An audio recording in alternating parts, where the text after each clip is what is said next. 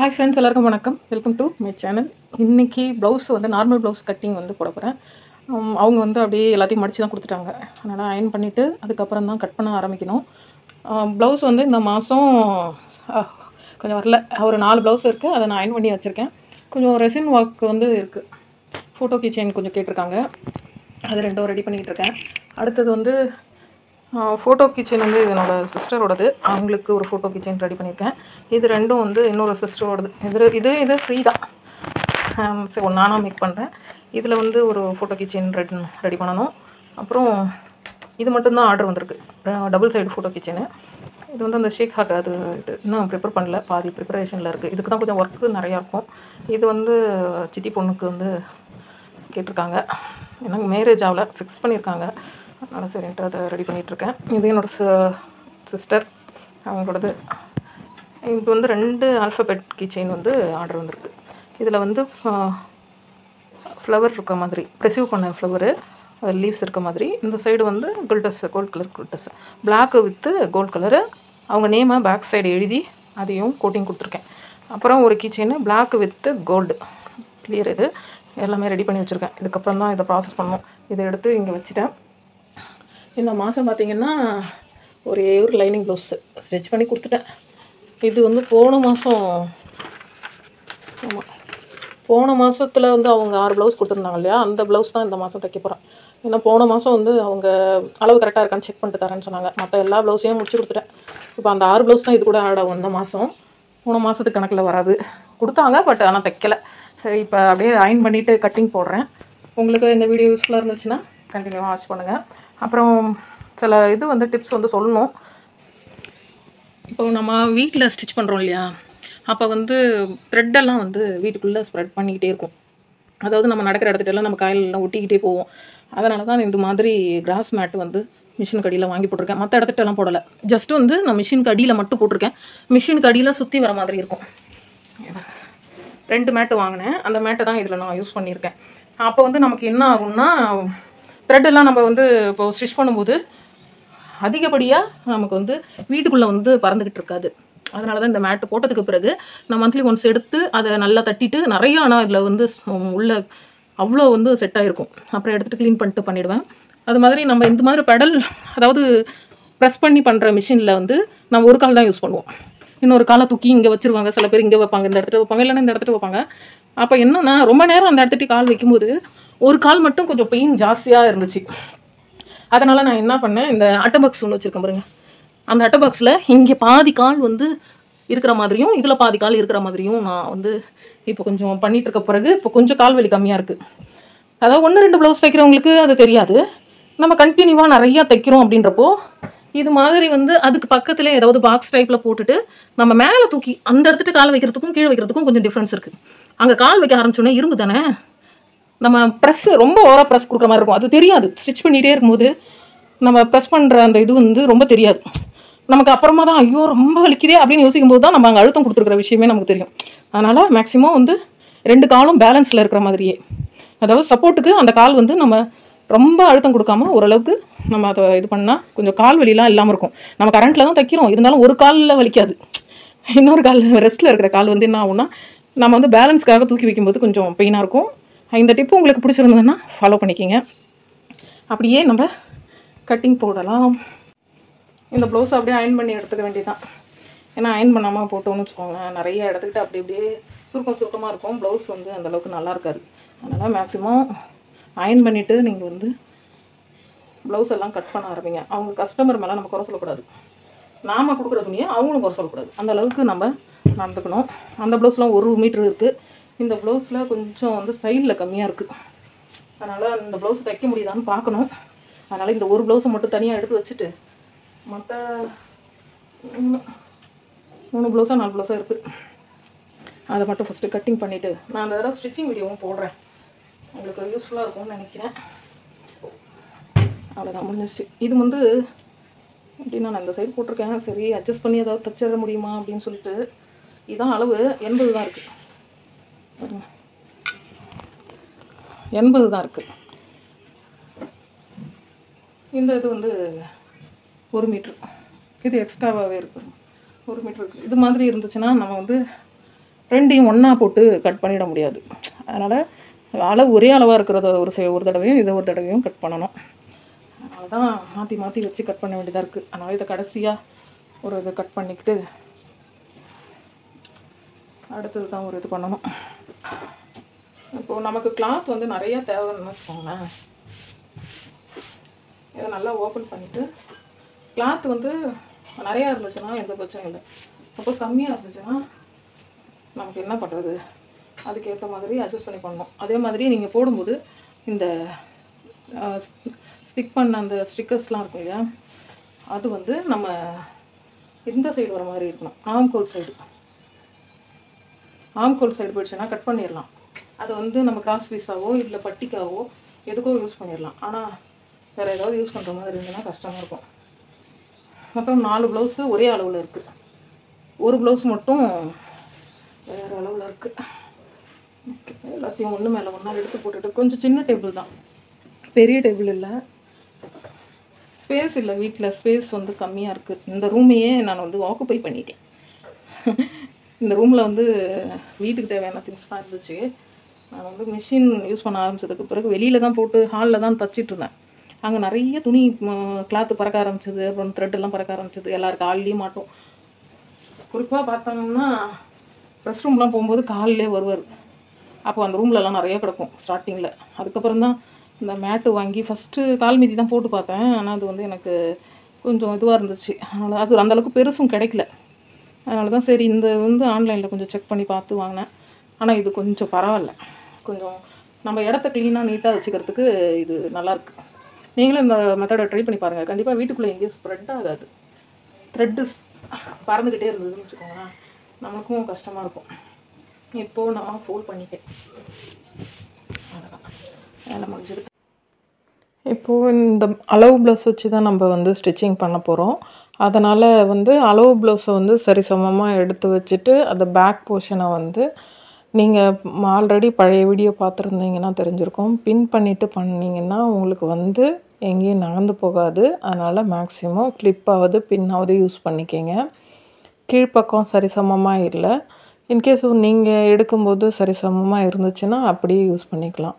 Suppose உங்களுக்கு முன்ன பின்ன தெரியுது அப்படின்னா சரிசமமாக போட்டு கட் பண்ணிக்கோங்க. மேலே ஒரு 1.5 இன்ச்சுக்கு வந்து நான் அடியில் பேக் சைடு மடித்து கொடுக்கறதுக்காக கொடுத்துருக்கேன்.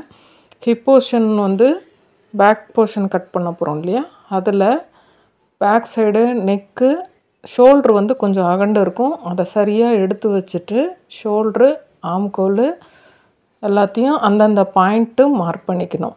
மேலே 1/2 இன்ச்சு ஸ்டிச்சிங்க்கு விட்டுக்கணும். அதே மாதிரி நெக்கு கிட்ட வந்து நம்ம மார்க் பண்ணதுக்கு ஒரு 1/2 இன்ச்சு முன்னாடி, அதே மாதிரி நெக்கு ஃப்ரண்ட்டு பேக் நெக் இருக்கு இல்லையா, அதுக்கு முன்னாடி ஒரு 1/4 இன்ச்சு, அங்கே 1/4 இன்ச்சு, அதாவது நீங்கள் ஸ்டிச்சிங் பண்ணுறதை பொறுத்து 1/4 இன்ச்சுலேருந்து 1/2 இன்ச்சு கொடுத்துக்கலாம். ஷோல்டருக்கும் அந்த சைடு கொடுக்கணும், இந்த சைடு இல்லை, 1/4 இன்ச்சுலேருந்து 1/2 இன்ச்சு கொடுக்கலாம். ரவுண்ட் நெக்கு தான் இவங்களுக்கு கேட்டிருக்காங்க, அதனால் நான் லைட்டாக கவ் பண்ணி விட்டுக்கிறேன். 1.25 இன்ச்சு வந்து நான் பேக் ஆம்கோலுக்கு கவ் பண்ணிக்கிறேன். ஃப்ரெஞ்ச் கவ் இருந்துச்சுன்னா கவ் பண்ணிக்கிங்க. அப்படி இல்லைன்னா ஹேண்ட்லே ஃப்ரீ ஹேண்ட்லே நீங்கள் பண்ண ட்ரை பண்ணிங்கன்னா உங்களுக்கு இன்னும் ஈஸியாக இருக்கும். கீழே சரிசமமாக இல்லாததை நான் சரிசமமாக கட் பண்ணிக்கிறேன். நெக்கு வந்து 4 ப்ளவுஸுக்கும் சேம் நெக்கு தான், அதனால் பிரச்சனை கிடையாது. இன்கேஸ் வந்து சேம் நெக்கு இல்லாமல் உங்களுக்கு வந்து டிஃப்ரெண்ட் நெக்கு வருதுன்னா நெக் போர்ஷனை மட்டும் கட் பண்ணாமல் மற்ற இடத்தெல்லாம் நீங்கள் கட் பண்ணி எடுத்துக்கலாம். இப்போ ஆம் கர்வும் நான் கட் பண்ணி எடுத்துக்கிட்டேன். ஃப்ரண்ட் சைடு நம்ம கட் பண்ணோம் இல்லையா, அப்போ நமக்கு தேவைப்படும். அதனால் வந்து நெக்கும் ஷோல்டரும் வந்து நான் ஜஸ்ட்டு ஒரு மார்க் பண்ணிக்கிறேன். ஏன்னா உங்களுக்கு அப்போ ஒரு தடவை எடுத்து கட்டிங்க்கு ப்ளவுஸ் வச்சு நம்ம பண்ணிகிட்ருக்க முடியாது. ஸோ நீங்கள் வந்து ஒரு மார்க் பண்ணிட்டீங்கன்னா பெட்டர். கீழே வந்து 1.5 இன்ச்சுக்கு நம்ம வந்து மடித்து தைக்கிறதுக்கு கொடுத்த இடத்துக்கிட்ட ஒரு நாச்சு, மேலே வந்து ஸ்டிச்சிங்க்கு நம்ம கொடுத்துருக்கோம் இல்லையா, அந்த இடத்துட்ட ஒரு நாச்சு. பேக் சைடு முடிஞ்சிச்சு. இப்போ ஃப்ரண்ட் சைடுக்கு வந்து ஆம்கோல் வந்து அப்படியே எடுத்து கரெக்டாக நம்ம மார்க் பண்ண லைனில் வச்சு ஒரு மார்க் பண்ணிக்கலாம். அதாவது இது வந்து மடித்து போட்டும் பண்ணலாம். நான் மடித்து போட்டு தான் மேக்ஸிமம் நிறையா வீடியோஸ் போட்டிருப்பேன். இந்த வீடியோவில் பேக் போர்ஷன் தனியாகவும் ஃப்ரண்ட் போர்ஷன் தனியாகவும் தனித்தனியாகவும் நான் கட் பண்ணுறதுனால உங்களுக்கு வந்து அது புரியணுன்றதுக்காக சொல்கிறேன். பேக் போர்ஷனோட ஆம் கர்வ் எடுத்து அப்படியே நீங்கள் அதில் பெண்ட் பண்ணி அதை மார்க் பண்ணிக்கிட்டு ஒரு 1/2 இன்ச்சு வந்து கர்வ் கொடுத்துக்கணும். இப்போ நான் பின்ஸ் எல்லாம் ரிமூவ் பண்ணதுக்கு பிறகு ஃபஸ்ட்டு நம்ம நெக் போர்ஷன் தான் பண்ண போகிறோம். அந்த சைடு ஒரு 1/4 இன்ச்சு, இந்த சைடு ஒரு 1/4 இன்ச்சு நான் கொடுத்துருக்கேன். இப்போது அதனோட இவங்க வந்து கழுத்து கொஞ்சம் முன்னாடி இறக்கமாக வருதுன்னனால நான் ஒரு 3/4 இன்ச்சு கிட்ட வந்து மேலே கொடுத்துட்டேன். கொஞ்சம் ஃப்ரண்ட்டில் இறங்கி வருது. ஒர்க் போகும்போது கீழே குனிஞ்சு நிறைய வேலை செய்ய வேண்டியதாக இருக்குது. அதனால் எனக்கு வந்து நார்மலாக வீட்டுக்கு யூஸ் பண்ணும்போது தெரியல, ஒர்க் போகும்போது எனக்கு கொஞ்சம் அது அதாவது எப்படின்னா நம்ம வந்து வேலை செஞ்சிட்ருக்கும்போது எப்பயுமே ட்ரெஸ்ஸை பார்த்துக்கிட்டே இருக்க முடியாது. கரெக்டாக இருந்துருச்சுன்னா கொஞ்சம் மேலே இருந்துட்டால் கூட ப்ராப்ளம் இல்லை, கொஞ்சம் கீழே இறக்கமாக இருந்துச்சுன்னா எல்லாம் கொஞ்சம் யோசிப்பாங்க. ஸோ அதனால் நான் மேலே தான் கொடுத்துருக்கேன். இப்போது இந்த சைடு கொக்கி பட்டி இருக்கு இல்லையா, அந்த சைடு வந்து எவ்வளோ அளவு இருக்கோ அதை மார்க் பண்ணிவிட்டு அது கூட ஸ்டிச்சிங் அளவு 1 இன்ச்சு கொடுத்துருக்கேன். 2 சைடும் அவங்களுக்கு வந்து 2 இன்ச்சு வந்து லெஸ் பண்ணியிருக்கேன். இந்த சைடு 2 இன்ச்சு, அந்த சைடு 2 இன்ச்சு லெஸ் பண்ணியிருக்கேன். அப்போ தான் அவங்களுக்கு வந்து கப் ஷேப் கரெக்டாக நிற்கும். நான் வந்து மேக்ஸிமம் வந்து எனக்கு வந்து ஒரு 1.5, 2, 2.5, 3 அவ்வளோ வரும். ஒரு மெஷர்மெண்ட்டுக்கு தகுந்த மாதிரி நம்ம 2 சைடும் வந்து இந்த கப் ஷேப்பு வந்து கரெக்டான பர்ஃபெக்டாக லைன் வர்றதுக்கு ஒவ்வொரு சைஸுக்கும் ஒரு இது இருக்குது. மேக்ஸிமம் ஒரு 30லேருந்து 35க்குள்ளே 1.5 இன்ச்சு எடுத்துக்கலாம் 2 சைடும். அதுக்கு மேலே போக போக நம்ம வந்து 2.5, 3 எடுப்போம். இது வந்து சென்டர் டாட் லைனு. மேக்ஸிமம் ஷோல்டருக்கு சென்டர் இருக்கிற மாதிரி பார்த்து எடுத்துக்கோங்க. அதே மாதிரி அந்த சைட் லைனும் நீங்கள் பார்த்து எடுத்துக்கணும். அதே மாதிரி உள்ளே வந்து நம்ம டாட் வந்து பின் பண்ணிவிட்டு நீங்கள் பண்ணிங்கன்னா அந்த லைன் உள்ளே தெரியும். அதையும் நீங்கள் மார்க் பண்ணி வச்சிட்டிங்கன்னா ஸ்டிச் பண்ணும்போது ஈஸியாக இருக்கும். ஒவ்வொரு தடவையும் நீங்கள் வந்து ஸ்டிச் பண்ணும்போது அளவு எடுத்து பண்ணணும்னு அவசியம் இல்லை. இது மாதிரி இப்போ நம்ம மார்க் பண்ணி வச்சிட்டோன்னா நெக்ஸ்ட்டு வந்து ரொம்ப ஈஸியாக இருக்கும். கிராஸ் பீஸ் கட் பண்ண தெரியல அப்படின்னு சொல்கிறவங்க இந்த போர்ஷனை கண்டிப்பாக நல்லா பாருங்கள். இது ஆம்கோல் சைடு நம்ம கட் பண்ணோம் இல்லையா, அந்த பீஸ் தான். இதில் வந்து நான் 1.25 இன்ச்சு எடுத்துக்கிறேன். அந்த ஸ்கேல் அளவுக்கு ஒரு கொஞ்சம் கூட எடுத்துருக்கேன். இதே மாதிரி கிராஸ் டைப்பில் போடணும், ஸ்ட்ரைட்டாக போட்டுறக்கூடாது. இது மாதிரி நீங்கள் பண்ணும்போது நிறைய பீசஸ் உங்களுக்கு கிடைக்கும். உங்களுக்கு வந்து அப்போது கிராஸ் பீஸ் கிடைக்கலையே அப்படின்னு ஒரு சில பேருக்கு வந்து சரியாக கட் பண்ணாமல் கிராஸ் பீஸ்க்கு வந்து அடுத்த வேறு கிளாத் எடுத்து கட் பண்ணுவாங்க. அது மாதிரி இல்லாமல் மேக்ஸிமம் ப்ளவுஸில் இருக்கிற கிளாத்துலேயே நம்ம வந்து ஃபினிஷ் பண்ண ட்ரை பண்ணணும். அப்போ தான் வந்து நமக்கு ப்ளவுஸு வந்து ஃபினிஷிங் நல்லாயிருக்கும். கிராஸ் பீஸ் வந்து நான் மேக்ஸிமம் வந்து ஆம்கோல் சைடு இருக்கிற பீஸு தான் பண்ணுவேன். இன்கேஸ் கிராஸ் கட் பண்ணும்போது மட்டும்தான் கொஞ்சம் வேறு கிளாத்தில் யூஸ் பண்ணுவோம். ஏன்னா கிராஸ் கட் போடும்போது நமக்கு எவ்வளோ தூரம் சிம்பிளாக பண்ணுறோமோ அவ்வளோ தூரம் நமக்கு கிளாத் நிறையா கிடைக்கும். ஸ்ட்ரைட் கட்டில் அந்த ப்ராப்ளம் கிடையாது. பேலன்ஸ் இருக்கிற ஸ்லீவ் சைடு இருக்கிற கிளாத்தை நான் மடித்து வச்சுக்கிறேன். ஏன்னா வந்து நம்ம இந்த சைடு இருக்கிற கிளாத்தை நம்ம பட்டிக்கு யூஸ் பண்ணிக்க போகிறோம். அதை ஒன்று மேலே ஒன்றா அடுக்கி படிமானமாக போட்டுக்கோங்க. சரிசமமாக இருக்கணும். கீழ் சைடு கீழே ஒரு 1.5 இன்ச்சுக்கு வந்து மடித்து தைக்கிறதுக்கு கொடுக்கணும். அப்போ தான் வந்து அந்த பட்டி கீழே இருக்கும்போது தூக்கிக்காது, அவங்களுக்கு வேர் பண்ணும்போது எந்த பிரச்சனையும் வராது. மேக்ஸிமம் 1.5 இன்ச்சாவது நீங்கள் ஸ்டிச்சிங்க்கு கொடுத்தே ஆகணும். நீங்கள் அந்த ஷோல்டரோட அந்த சென்டர் இருக்குங்களா, அதை எடுத்து வச்சுட்டு கரெக்டாக நல்லா கையாலே நீங்கள் ப்ரெஸ் பண்ணி விட்டிங்கன்னா வரும். ஆம்கோல் வந்து அளவு எடுத்துக்கிறேன், ஹைட்டை எடுத்துக்கிறேன். மேலே ஒரு 1/2 இன்ச்சுக்கு மேலே வந்து நான் ஒரு 1/2 இன்ச்சு மேலே விட்டு இது பண்ணியிருக்கேன். அவங்களுக்கு அளந்து பார்க்கும்போது 3 இருக்குது, ஆனால் 1/2 இன்ச்சுக்கு 3 தேவையில்லாதது. அதனால் அவங்களுக்கு வந்து நான் 2.5 இன்ச்சு கொடுத்துட்டு லைட்டாக கர்வ் பண்ணி பெண்ட் பண்ணி ஸ்லீவ் வந்து கட் பண்ணிக்கிறேன். ஸ்லீவும் வந்து மற்றதெல்லாம் விட ஸ்லீவ் வந்து ஒரு பெஸ்ட்டு. சீக்கிரமாக நம்ம கட் பண்ணிக்கிறதுக்கு சீக்கிரமாக பண்ணிடலாம். அந்த கர்வ் லைன் மட்டும்தான் கொஞ்ச நாள் கஷ்டமாக இருக்கும். அதுக்கப்புறம் போக போக உங்களுக்கு நீங்கள் ஆட்டோமேட்டிக்காக அந்த ஒரு கர்வ் லைன் வந்துடும். நான் எங்கே மார்க் பண்ணணும் அது எல்லாத்தையுமே கட் பண்ணிக்கிறேன். சென்டர் நாச் போட்டுக்கிறேன். அதே மாதிரி சைடில் வந்து ஸ்டிச்சிங் பண்ணுற இடத்தையும் நாச் போட்டுக்கிறேன். இப்போது முன்பக்கம் ஒரு 1/2 இன்ச்சு குடஞ்சி கட் பண்ணிக்கணும். குடஞ்சி கட் பண்ணிவிட்டு அந்த இடத்துல ஒரு சின்ன நாச் போட்டுவிட்டிங்கன்னா எது ஃப்ரண்ட்டு எது பேக்குன்றது உங்களுக்கு சரியாக தெரிஞ்சிடும். இன்கேஸ் உங்களுக்கு சரியாக வந்து கரெக்டான அளவு எது சரியான அளவு எது அப்படின்னு தெரியலன்னா right side wrong side mark பண்ணிக்கிங்க, அது பெஸ்ட்டு. நான் ஃப்ரண்ட்டு டாட்டை லைட்டாக எவ்வளோ தூரம் நம்ம வந்து மடிக்கணுமோ அதை வந்து மார்க் பண்ணிவிட்டு கரெக்டாக நீங்கள் அந்த உள்ள கப் ஷேப்பை லைட்டாக தூக்கி விட்டுக்கணும். அப்போ தான் உங்களுக்கு கப் ஷேப் கரெக்டாக வரும். கப் ஷேப்பை தூக்கி விட்டுட்டு ஸ்டிச் பண்ணதுக்கு பிறகு தான் நான் பண்ணுவேன். சரி உங்களுக்கு காமிக்கணுமேன்றதுனால தான் நான் அந்த மார்க் பண்ணி காமிக்கிறேன். அவ்வளோதான், ப்ளவுஸ் கட்டிங் முடிஞ்சிருச்சு.